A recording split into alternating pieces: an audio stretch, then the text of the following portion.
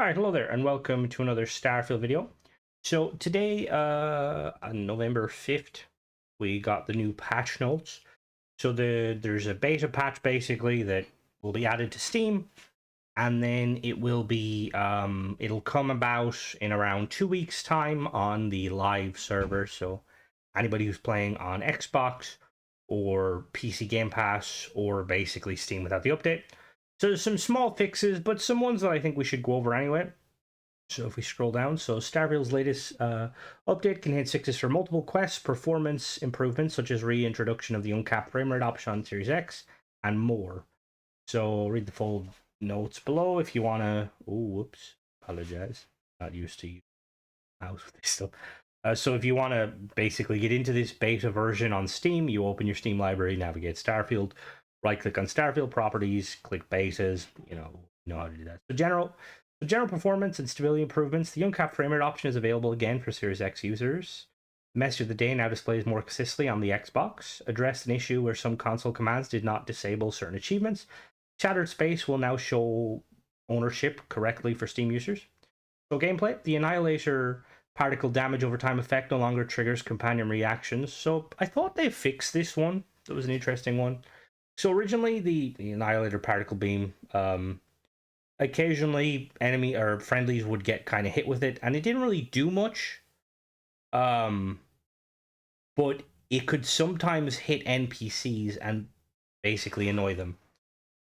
So that's nice they fixed that. Resolved a leadership skill that could cause companions to not speak up. This is huge. This is a big one. Currently, I think you needed a specific game patch to.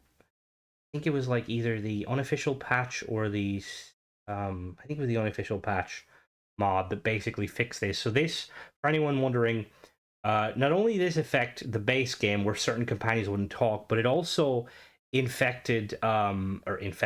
also affected Shattered Space, where Andresia wouldn't talk at all. Apparently, Andresia had a lot of voice lines at Shattered Space. I personally had very few interactions with her from Shattered Space, so it's nice that this is here. Gonna have to do a new playthrough, probably on a New Game Plus, just to try it out. So we have addressed issue, improved function of the stealth bar while around crowd NPCs.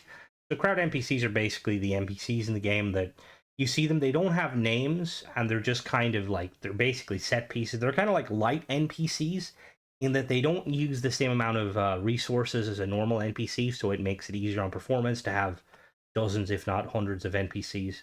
Addressed an issue where destroyed ships could load in without collisions. Addressed an issue where loading a save that relied on missing content could place the player in an undesirable location. So that's an interesting one, and I'm wondering if that refers to mods specifically, because I've noticed that is a bit of an issue myself. So basically, I've had issues where I've, let's say, used a ship mod, and then I've uninstalled the ship mod while being on the ship, and I would just be stuck looking at New Atlantis from like the underneath, and I couldn't do anything. So hopefully that fixes that. I mean, the thing is, it's one of these things where if you download a mod and you're in said mod location, and then you decide to like uninstall the mod within the location, it's kind of your own fault. But it's nice that Bethesda seems to have fixed that. The Tracks Alliance Roach will now accurately track the number of clear bounties, which is kind of cool. A little bit of a nice little fix. Bounties now appear in Aquila, Gargarin, and Cydonia, which is interesting that they appear there. They didn't. Will now appear in Aquila?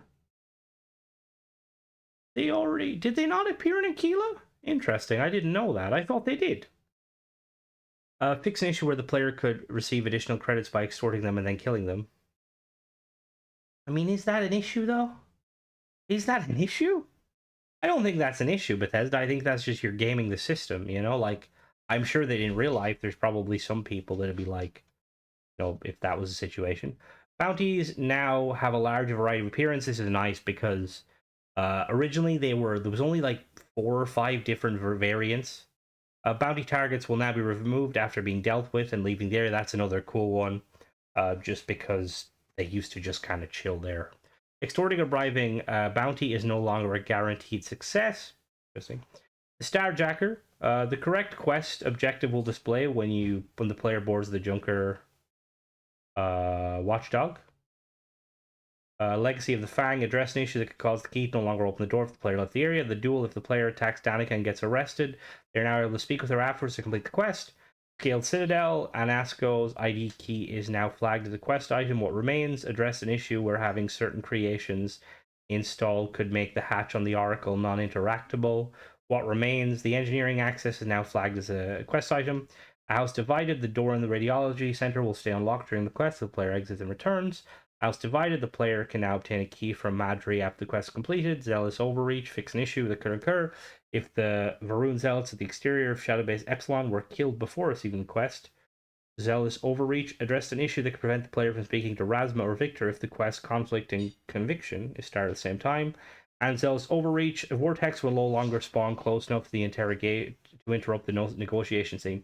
So overall, it's a pretty small change, but I think there's some nice improvements there. I think the big one is the fact that they resolved the leadership issue and the stuff around the Trackers Alliance.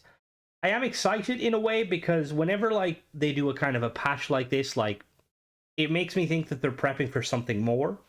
So hopefully, I mean, I would like to think that the fact that they've we have basically a quest fix for Starjacker, which is the Junker, or basically the first quest in the Trackers Alliance, and we have a lot of Trackers Alliance, makes me think that maybe we might get another update before the new year that might add a next Trackers Alliance, like kind of a part 2. I will say that the original Trackers Alliance it ends on a bit of a cliffhanger, and it also has some teasers to like a custom ship that was made out there somewhere.